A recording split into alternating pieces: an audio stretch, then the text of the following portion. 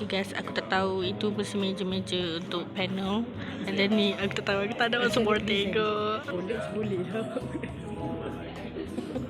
So you should be grateful that he is here today. Okay, Assalamualaikum everybody, good morning. Guys, lucky him sebab dua lagi panel tak ada. And then one pun might be lucky. Aku baru lepas berbual dengan senior yang tolong aku dengan ada budak yang dia tolong kita berbual.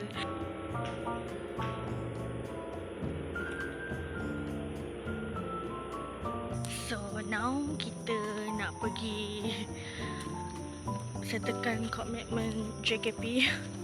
Hari ni ada interview untuk JKP semester hadapan.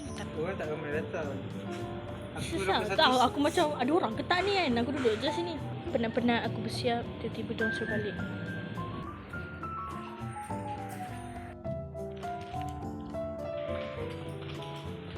Hai.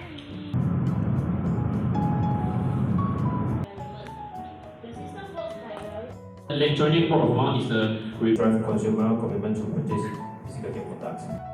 Let's go tampal. Nak tampal kat bawah. Let's go back home. Mak aku phone ambil tadi tapi aku cakap tak payahlah. Macam susah pula. Kesian pula aku. Hello. Rada hujan. Sebab aku malas nak bawa payung.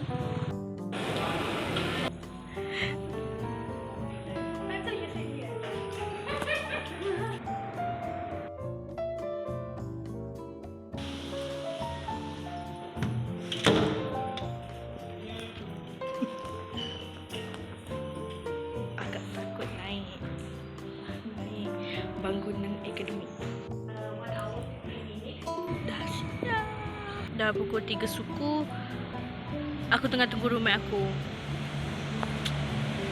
Malam nanti akan ada test dan aku akan prepare untuk esok. Bye bye.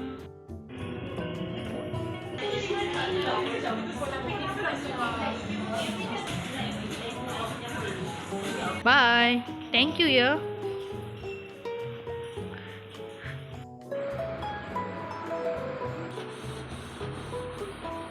Hi guys, so hari ni aku proposal defense tapi turn aku pukul 10 and sekarang baru pukul 8.20. Anyway, aku hari ni pakai baju JKP ya. JKP, you should bangga that I wear this dekat dalam bangunan space.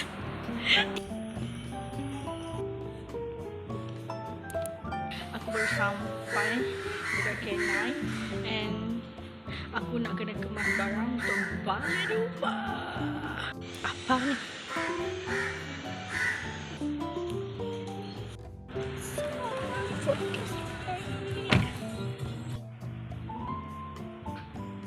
Datang. Aku kena jadi dummy. Okay, so ada gotong royong tapi aku datang sekejap je sebab aku malas. Aku dekat bus stop K9 sekarang ni and aku rasa macam dah lama. Dah berapa sem aku tak naik bus. Walaupun bayar 500 untuk bus, tapi aku tak naik.